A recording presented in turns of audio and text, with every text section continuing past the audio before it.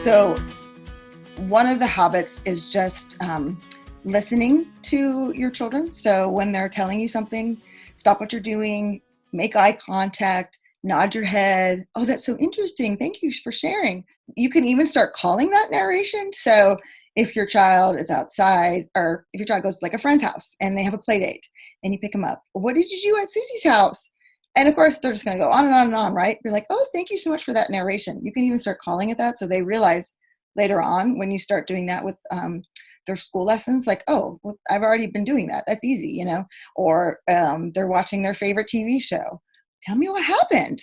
Thank you for that narration. Getting them to associate those terms, right? And again, I think the goal is, and like Charlotte Mason says, she's like, why have we not been using narration, right?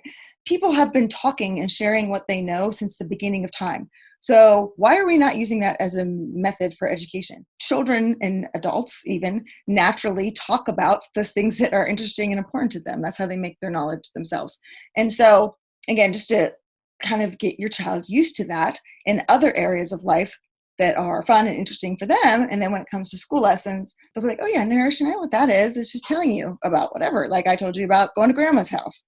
And then once they are 6 and you're starting that formal narration, again, one subject, usually literature or like a fable is the easiest thing to start with and kind of get that going. You don't need to expect them to be able to start narrating every subject on their 6th birthday, right?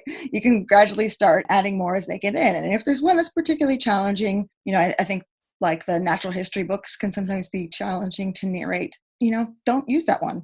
Hold that one off for another year. That's okay. I mean, the goal is that they're going to narrate everything that they are using for school eventually, but that's not going to happen day one. And so you can allow that process go.